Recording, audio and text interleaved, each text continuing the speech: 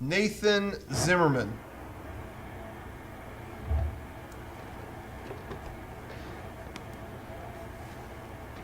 Nathan. Yeah. Is Chris with you? Is Mike there? Is Chris with you, or? Is Chris with me? Yeah. No. Is he on the run, or? Not that I know. So I had a question for you guys. Yeah. Okay, have you ever had a father figure? Oh, that whole time I meant George. Damn it. George? Okay, so have you ever had a father figure tell you like a really crazy story about his childhood? My father? Like your father or a father figure tell you like a really crazy story about his childhood? See, I was trying to make a George Zimmerman joke. Oh, I get that. I get thought that all the time Chris, now. but I knew someone named Chris Zimmerman who was a piece of shit. When I started my college classes, Yeah. they'd be like, "Are you related to George Zimmerman?" I'm like, "No." What a I'm not bunch of related to him." idiots. Ugh, I hate that. Jordan like stares at me. I'm like, "Yep, nah, you're no relation." Sorry. Yeah, it wasn't even my last name, but when Madonna named her kid Rocco, it was like, is it like Madonna's kid? And I said, yeah, I'm like Madonna's fucking kid, you stupid idiot. You should have totally played it off. Like, "Yep, that's me." Like Rocco's Modern Life. Anyway, sorry about that. Say it again. What was your? Have you ever had like your father or like a father figure tell you like crazy story about their childhood, like something they did that you're like, "Oh man." My dad, my dad won something at a school and got a giant cake for it. He won a contest, and it was like, "Congratulations, Dick," or whatever, and a giant cake that had that written on it, whatever.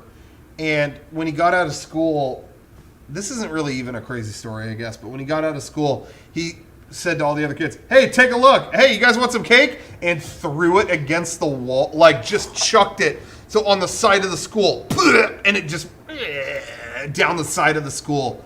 And everyone was laughing so hard. And he said he turned around and the woman who made the cake was in her car and looked horrified. Oh. And he said he felt bad about that his entire life. That's not really that crazy of a story, I guess, but that was a story that I heard a lot when growing up. I can't. And he heard later, he was like, "Yeah, she spent all day on that cake." Oh, that's funny. Yeah, he's like, "I never didn't feel bad about that." I can't think of any for me. Do you mind if I share one? Sure, go ahead. So my best friend, his dad is kind of like my second dad. I even had like a bed at this kid's house because I was over there all the time. And we would always ask him stories about like what he did when he was a kid, and he would never want to tell us because he's like, "I don't want my wife to find out." So he's like, "If we ever go on a fishing trip or something, I'll tell you." So we went on a fishing trip. We weren't catching anything, so he finally started telling us, and he said he was telling us all this stuff because I live in Arizona, and it used to be just peach groves and stuff, so there wasn't a whole lot of stuff to do. But back like 50 years ago, he would like go on deer runs and everything. But he said one of the worst things, not the worst thing, but one of the worst things he's ever done is he said that there was this like traveling salesman that lived in his neighborhood. He was only home like a few months a year, so they were gonna like break into his house and have a party or something. So they said after he left, like a week later, they decided to break into his house, kick the door down, and he was a hoarder.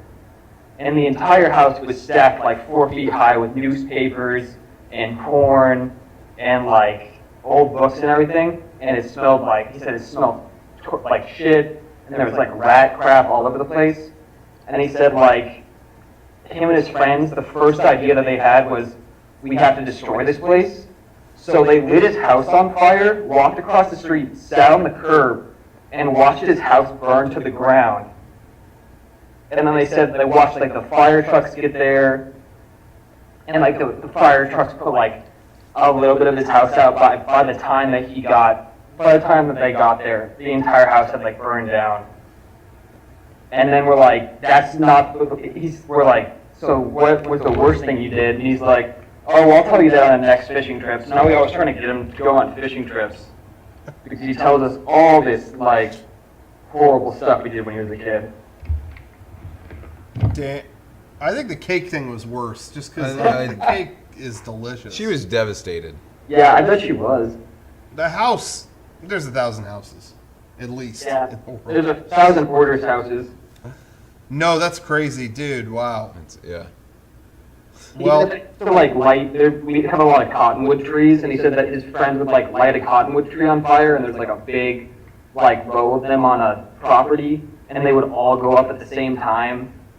oh my God. And they would have like, I guess back 50 years ago in Arizona, there would be like his high school would have like wars with other high schools. Like they would be like, this is our pizza place, or this is our movie theater. And he said they would have like Mr. Arizona guys, which is like, instead of like Miss USA for like a beauty pageant, it's like Mr. something, and it's like the strong guy stuff. So he would have a bunch of those guys at his high school, and they would like get into fights with other high schools, and people would get like, if somebody from another high school came into their pizza restaurant, they would get dragged out in the street, and the guys would get their arms broken. So. What? And we're still waiting for him to tell us what the worst thing he ever did as a kid was. Can you live stream the next fishing trip? Is that okay? Oh yeah, I'll have to do that. But thanks for taking Live stream it to the police too. What? All right, thank you for your call. Jeez. Yeah, have a Say good hi to night. George for me. Jeez.